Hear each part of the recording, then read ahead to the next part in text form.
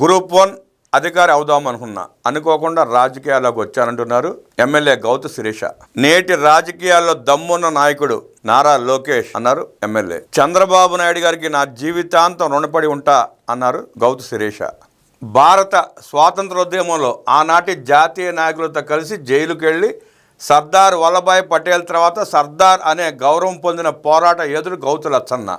Indira Gandhi emergency విధించినప్పుడు నాటి నిరంకుశ పాలనకు వ్యతిరేకంగా చౌదరి చరణ్ సింగ్, జయప్రకాష్ నారాయణ వంటి వారితో కలిసి పనిచేసిన ధీరోదాత్తుడు.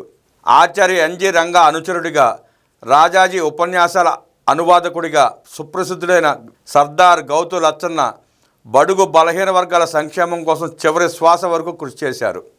ఆయన వారసుడు గౌతు శ్యామ్ సుందర్ శివాజీ శ్రీకాకుళం జిల్లా పలాస అసెంబ్లీ నియోజకవర్గం నుంచి 1985 నుంచి 2014 నడుమ 6 సార్లు శాసనసభ్యుడిగా ఎన్నికయ్యారు. అటువంటి మహోన్నత రాజకీయ కుటుంబ వారసత్వాన్ని పుణికిపుచ్చుకున్న నాయకురాలు పలాస ఎమ్మెల్యే గౌతు శిరీష. 6వ తరగతి వరకు సోంపేటలో ప్రాథమిక విద్యాభ్యాసం చేసిన శిరీష విశాఖపట్నం ఆంధ్ర యూనివర్సిటీలో ఎంబీఏ చదివారు. గ్రూప్ 1 ఆఫీసర్ అవుదామనుకుని మెయిన్స్ కూడా పాస్ అయి అనుకోని పరిస్థితుల్లో రాజకీయాల్లోకి వచ్చారు ఆమె. 2019 ఎన్నికల తొలిసారి పలాస నుంచి పోటీ చేసి విఫలమైనప్పటికీ నియోజకవర్గంలో పార్టీ కేడర్ను వెన్నంట ఉండి 5 ఏళ్లు రాజకీయ ప్రత్యర్థులపై పోరాడారు.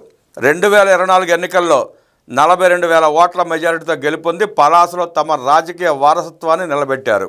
2019-2024 నడుమ రాక్షస పాలనలో తనను తీవ్ర వేధింపులకు గురి చేశారని, అధినేత శ్రీ చంద్రబాబు నాయుడు అండదండలతో ఎదురొడ్డి నిలిచారని అంటున్న పలాస ఎమ్మెల్యే గౌతు శిరీష అంతరంగం ఆమె మాటల్లోనే.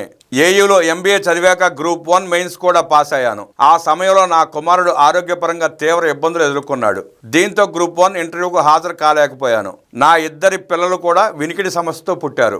వారి కోసం 1999-2015 వరకు చెన్నై, ముంబై వంటి నగరాల చుట్టూ తిరిగాను.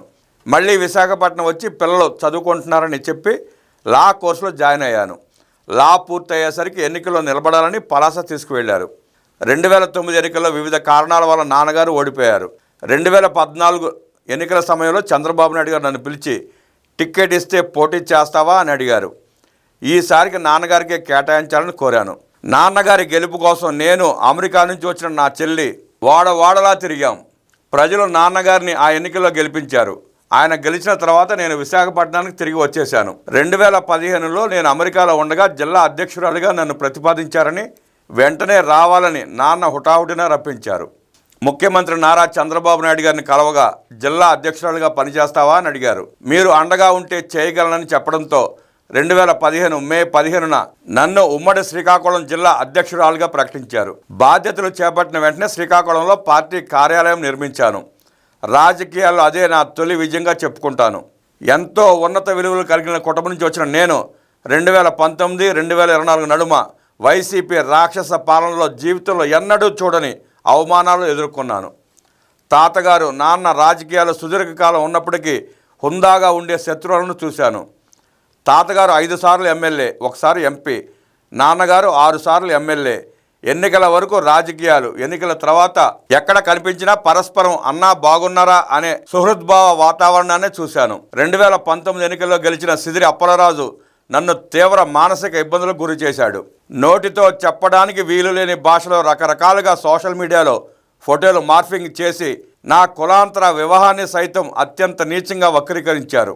నన్ను రాజకీయాల నుంచి లేకుండా చేయాలన్న దురుద్దేశంతో 50కి పైగా ఫేక్ అకౌంట్లతో నీచాతి నీచంగా అత్యంత జుగుప్సాకరమైన భాషతో తప్పుడు పోస్టులు పెట్టించాడు. ఎవరో సోషల్ మీడియాలో పెట్టిన పోస్టును నేను ఫార్వర్డ్ చేశానని సిఐడి కేసు పెట్టి ఉదయం నుంచి సాయంత్రం వరకు కనీసం మంచినీళ్లు కూడా ఇవ్వకుండా CID additional DG Sunil Kumar Amaravati CID కార్యాలయంలో తీవ్ర ఇబ్బందులకు గురి చేశారు. ఆనాడు నారా చంద్రబాబు నాయుడు గారు ప్రతి గంటకు మా సమాచారాన్ని తెలుసుకుంటూ నేనున్నానని భరోసా ఇచ్చారు.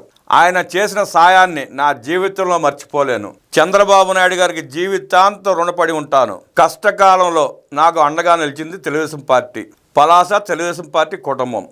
పార్టీ కార్యకర్తలు, పలాస ప్రజలు గత ఎన్నికల్లో సిదిరి అప్పలరాజు అహంకారపూరిత రాజకీయానికి సమాధి కట్టారు. 2 తెలుగు రాష్ట్రాల్లో బీసీలకి వాస్తవ రాజ్యాధికారం ఇచ్చింది తెలుగుదేశం పార్టీ. కూటమి ప్రభుత్వం అధికారంలోకి వచ్చిన తర్వాత అదే వరవడిని కొనసాగించింది తెలుగుదేశం పార్టీ. ముఖ్యంగా బీసీ కులాలు అత్యధికంగా ఉండే శ్రీకాకుళం జిల్లాలో మత్స్యకారులకు 50 ఏళ్లుగా పెన్షన్ అందించిన దగ్గర నుంచి మత్స్యకార భరోసా వరకు అన్ని పథకాలను ప్రవేశపెట్టింది తెలుగుదేశం పార్టీనే.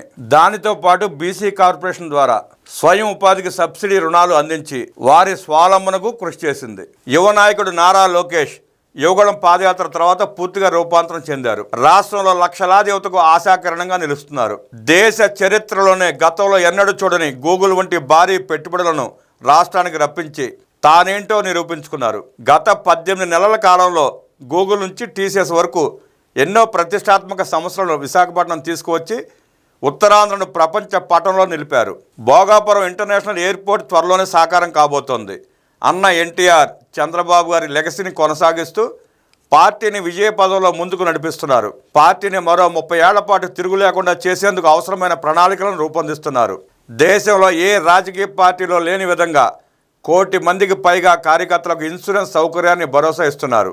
ఎవరేమనుకున్నా రాష్ట్ర నేటి రాజకీయాల్లో అనుకున్నది సాధించగల దమ్మున్న నాయకుడు యువనేత నారా లోకేష్. కూటమి ప్రభుత్వం అధికారంలోకి వచ్చిన గత 18 నెలల్లో పలాస అసెంబ్లీ నియోజకవర్గంలో 800 కోట్ల రూపాయలతో అభివృద్ధి పనులు చేపట్టాను. ఆఫ్షోర్ అభివృద్ధికి 120 కోట్లు మంజూరయ్యాయి. పలాస నియోజకవర్గ ప్రజలు ఎన్నో ఇబ్బందులు ఎదుర్కొంటున్న ఆర్ఓబి నిర్మాణానికి 48 కోట్ల రూపాయలు మంజూరయ్యాయి. ఉగాదిలోపు ప్రారంభించేందుకు చర్యలు తీసుకుంటున్నాం. మరో 2 వంతెనల నిర్మాణానికి ప్రభుత్వం 100 కోట్ల రూపాయలు కేటాయించింది. మా నియోజకవర్గంలో పెద్ద ఎత్తున అభివృద్ధి జరుగుతున్నప్పటికీ ఉపాధి కోసం యువత ప్రతి గ్రామం నుంచి ఆర్మీ డిఫెన్స్లోకి వెళుతున్నారు. వారి కోసం పలాసలో డిఫెన్స్ అకాడమీ, నిరుద్యోగులకు ఉపాధి అవకాశాలు కల్పించేందుకు స్కిల్ డెవలప్మెంట్ సెంటర్ నిర్మించాల్సి ఉంది. ఎన్నికల్లో ఇచ్చిన హామీల కంటే మిన్నగా నియోజకవర్గ అభివృద్ధి చేయాలనే సంకల్పంతో ముందుకు సాగుతున్నాం. కూటమి ప్రభుత్వ పాలనలో పలాసకు ఒక భారీ పరిశ్రమ తీసుకువచ్చి కనీసం 5,000 మందికి ఉద్యోగాలు కల్పించాలన్నది నా ఆశయం. అందుకోసం ప్రతిపాదనలు సిద్ధం చేస్తున్నామన్నారు పలాస ఎమ్మెల్యే గౌతు శిరీష.